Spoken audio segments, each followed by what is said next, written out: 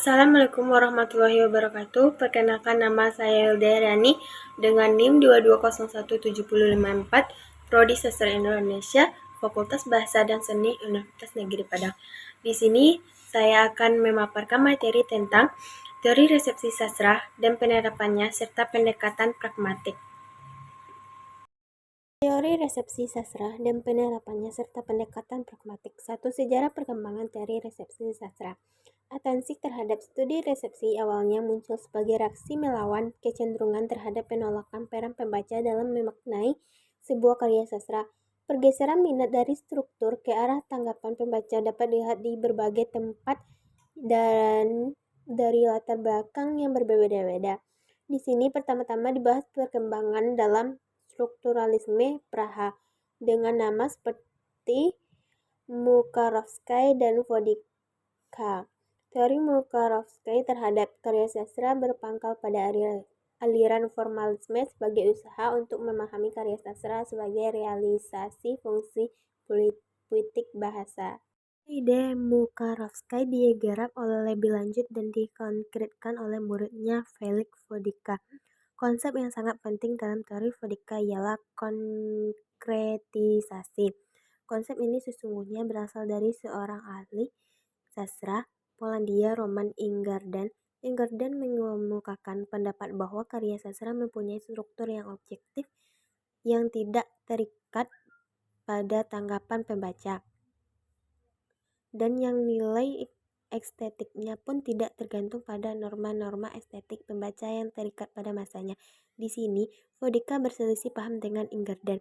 Bagi dia, kebebasan pembaca jauh lebih besar, tidak hanya secara konkret dan faktual, tetapi pula secara prinsip. Vodicka berpangkal pada pertentangan karya seni sebagai artefak dan sebagai objek estetik yang telah dikembangkan oleh Mukarovsky.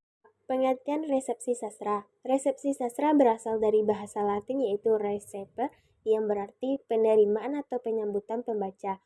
Resepsi sastra adalah tanggapan dari pembaca terhadap sebuah karya sastra. Pendekatan ini mencoba memahami dan menilai karya sastra berdasarkan tanggapan dari pembacanya. 3. Dasar-dasar teori resepsi sastra. Teori resepsi antara lain dikembangkan oleh R.T. Seger dalam bukunya Resepsi Estetika yang tahun terbit yaitu 1978, diletakkan oleh Hans Rombeck, Jauss, dan Wolfgang Iser. Ada 3 unsur faktor cakrawala harapan yang dibangun pembaca, yaitu 1. Norma-norma genre terkenal teks yang diresepsi. 2. Relasi implisit dengan teks yang telah dikenal dari periode sejarah sastra yang sama. 3. Kontradiksi fiksi dengan kenyataan. Adapun 3 macam pembaca, yaitu pembaca sesungguhnya, pembaca implisit, dan pembaca eksplisit. A. Teori resepsi sastra Joss. Menurut Joss Harrison, harapan setiap pembaca sastra dipengaruhi oleh beberapa hal, antara lain 1. Pengetahuan pembaca mengenai genre-genre sastra. 2. Pengetahuan dan pemahaman mengenai tema dan bentuk sastra yang mereka dapat melalui pengalaman membaca karya sastra. 3. Pengetahuan dan pemahaman terhadap pertentangan antara bahasa sastra dengan bahasa sehari-hari atau bahasa non-sastra pada umumnya. 4. Sidang pembaca bayangan. B. Teori resepsi sastra Iser. Wolfgang Iser 1926-2007 adalah salah seorang pakar ilmu sastra berkebangsaan Jerman yang terkenal dengan teori respon pembaca atau reader response theory. Kritik Iser terhadap teori sastra adalah selama ini yang menjadi pusat perhatian sastra adalah maksud penulis, makna sosial, psikologi, kontemporerisme, pengertian historis teks, atau cara di mana teks dibangun. Namun jarang terjadi kritik yang menyatakan bahwa teks hanya dapat memberikan arti ketika teks itu dibaca. 4. Penerapan teori resepsi sastra. 1. Penerapan metode resepsi sinkronis. Penelitian resepsi dengan metode sinkronis adalah penelitian resepsi sastra yang menggunakan tanggapan pembaca sezaman. Artinya pembaca yang digunakan sebagai responden berada dalam satu periode waktu. 2.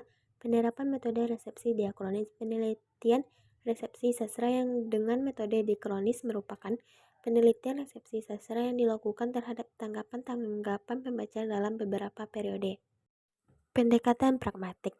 Pendekatan pragmatik adalah memandang karya sastra sebagai sarana untuk menyampaikan tujuan tertentu kepada pembaca. Kelemahan dari pendekatan pragmatik yaitu cenderung menilai karya sastra menurut keberhasilannya dalam mencapai tujuan tertentu kepada pembaca.